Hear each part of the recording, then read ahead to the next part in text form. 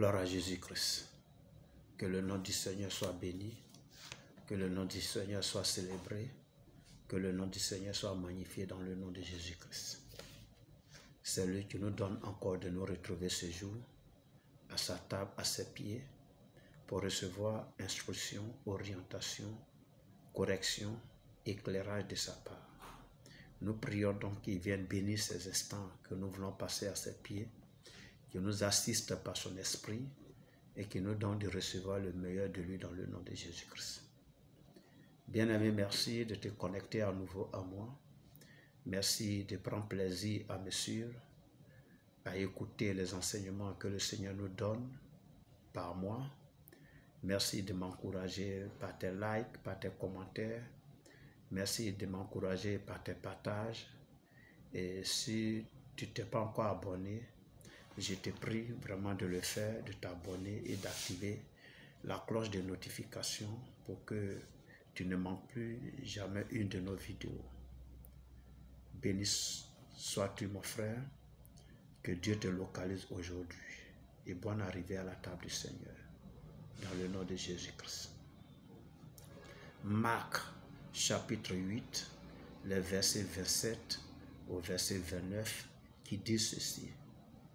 Jésus s'en alla avec ses disciples dans les villages de Césarée de Philippe et il leur posa en chemin cette question. Qui suis-je au dire des hommes? Il répondit, Jean-Baptiste, les autres, Élie, les autres, l'un des prophètes. Et vous, leur demanda-t-il, qui dites-vous que je suis? Pierre lui répondit, tu es le Christ. Amen. Amen. Ce passage-là nous amène à poser la question suivante à chacun de nous. Qui est Jésus pour toi? Qui est Jésus pour toi? Parce que là, Jésus était à ses disciples. Alors, il leur pose cette question. Il dit, pour les hommes, ceux qui ne sont pas avec moi là, qu'est-ce qu'ils disent de moi? Pour eux, je suis qui? Et ils ont dit comme ça.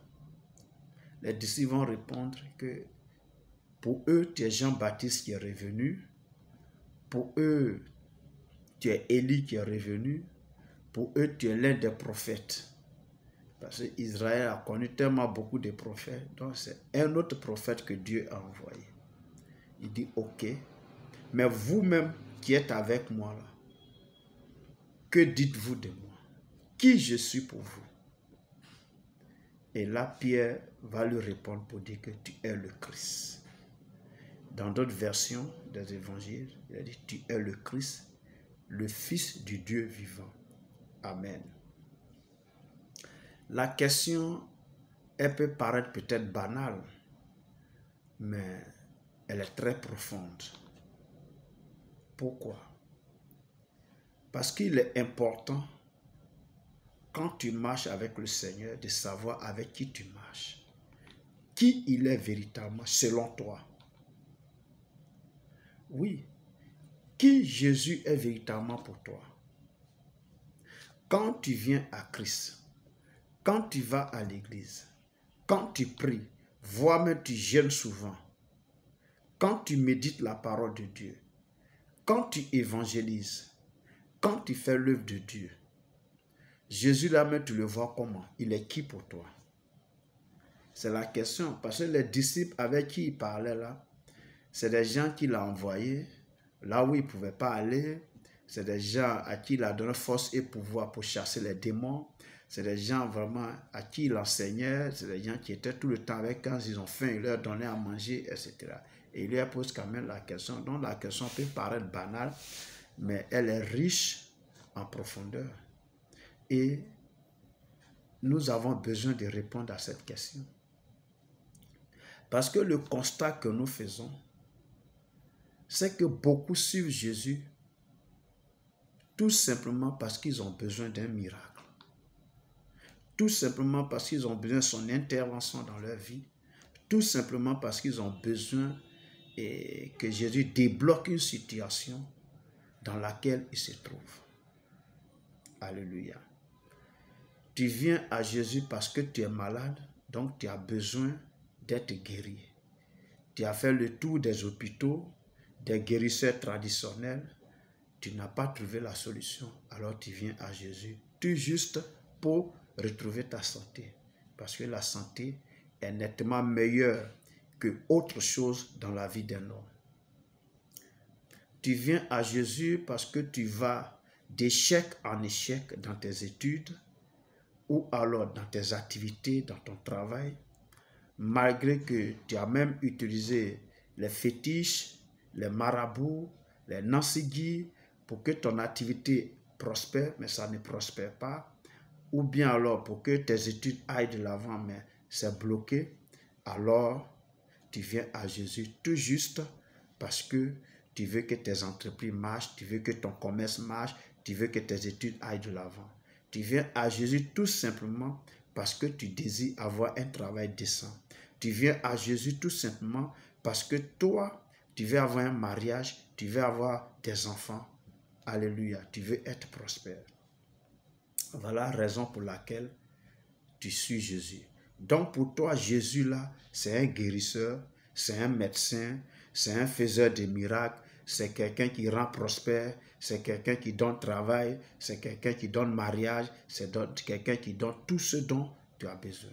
Voilà pourquoi tu viens. Donc tu vois Jésus comme celui qui est capable de t'accorder tout ce dont toi tu as besoin. Amen. C'est ça. C'est pour ça que tu suis Jésus. Sinon, tu ne suis pas Jésus pour autre chose.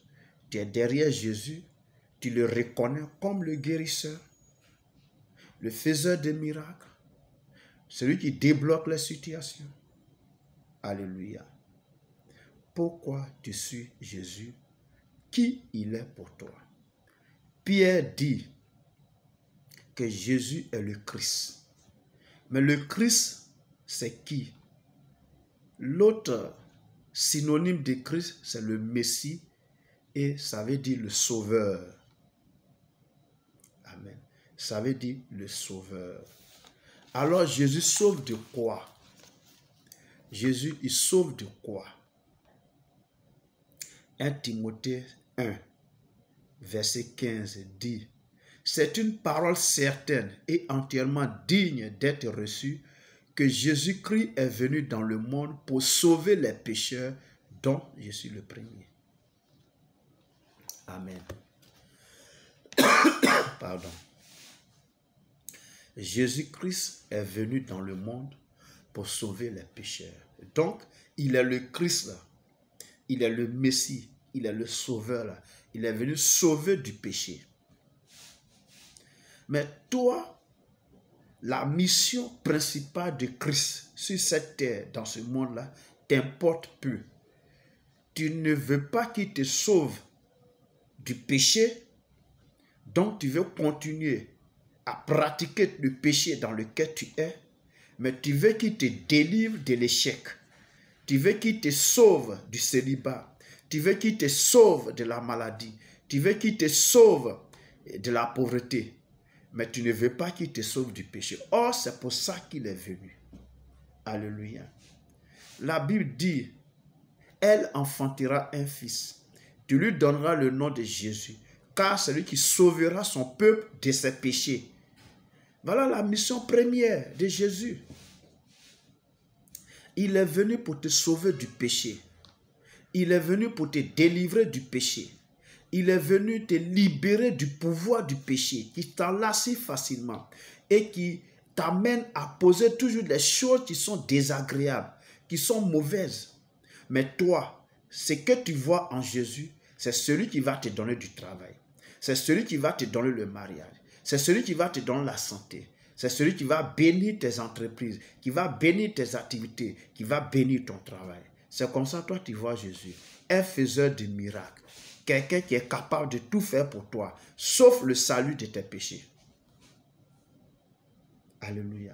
Sauf le salut de tes péchés. Il peut tout faire, sauf te délivrer du péché. Donc, tu commets toujours le péché, tu pratiques le péché, tu es toujours dans ton péché, mais tu viens à lui quand même pour l'invoquer. Tu gênes parfois même parce que tu veux qu'il ouvre une porte qui est fermée devant toi, que personne n'arrive à ouvrir, parce que c'est lui qui ouvre les portes. Voilà comment toi tu vois. Pour toi, Jésus, c'est un faiseur de miracles. Un Ginamori, comme on le dit chez nous. Un Ginamori. Il faut te ressaisir, mon frère. Il faut te ressaisir, ma soeur. Et range ta vie. Comprends que le Christ est venu dans ce monde pour te sauver premièrement du péché. Oui. Premièrement du péché. Tu es dans l'adultère, tu es dans l'impudicité, dans l'immoralité, tu es dans la corruption, dans le vol, tu es dans le mensonge, tu es dans les médisances, les critiques. L'état de ton cœur n'a pas encore changé, mais tu veux que ta vie change. Tu veux que le Seigneur change ta vie. Oh, il est venu pour changer premièrement tes pensées. Il est venu changer premièrement l'état de ton cœur. Il est venu changer premièrement ta conception des choses, ta vision des choses. Il est venu changer ça. Il est venu renouveler ton intelligence pour que cette intelligence soit transformée, pour que tu discernes désormais quelle est la volonté de Dieu. Ce qui est bien, ce qui est parfait, pour que tu vois les choses avec les lunettes du Saint-Esprit. Mais toi, ça ne t'intéresse pas. La Bible dit que celui qui est en Christ, il est devenu une nouvelle créature, une nouvelle création. Les choses anciennes sont passées. Voici, toutes choses sont devenues nouvelles. Mais toi, ce n'est pas ça qui t'intéresse.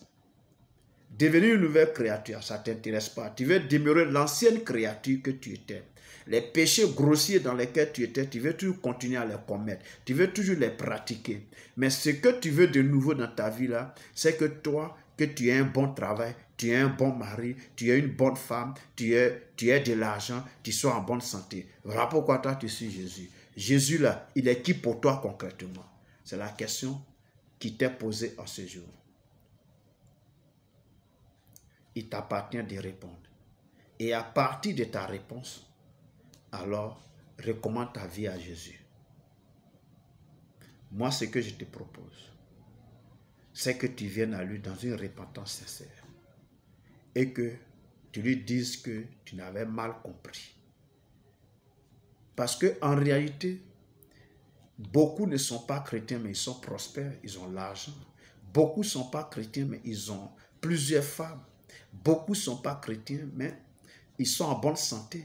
Beaucoup ne sont pas chrétiens, mais ils ont tout ce dont ils se disent. Et même les chrétiens les envient. Ils roulent de grosses voitures, ils dorment dans de belles maisons, ils ont l'argent, ils font tout ce qu'ils...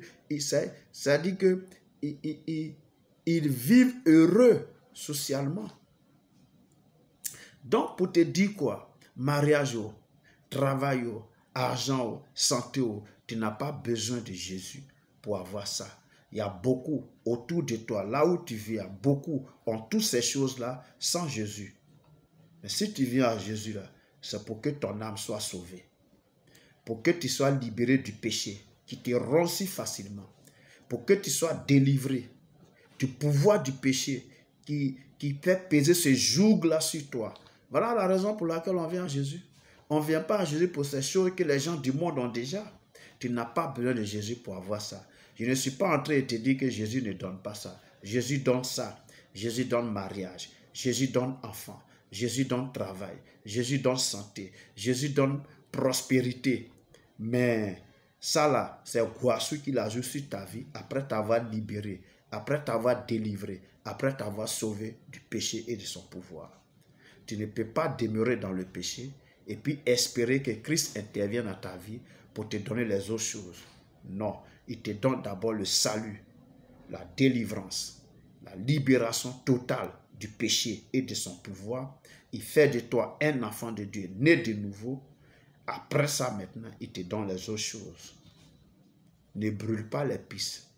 Ne saute pas les étapes. Crois au Seigneur Jésus-Christ et tu seras sauvé. Premièrement, voilà ce que je vais te dire. Voici la parole que le Seigneur a mise à mon cœur pour toi ce jour. J'espère qu'elle t'a fait du bien. J'espère que tu l'as reçu comme le Seigneur le désire.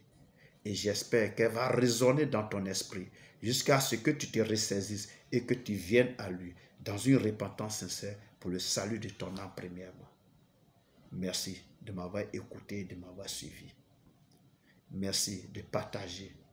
Merci de liker, de mettre un cœur, de commenter. Merci de t'abonner si tu ne l'as pas encore fait. Et nous allons faire chemin ensemble. D'ici là, porte-toi bien. Au nom de Jésus-Christ. Amen.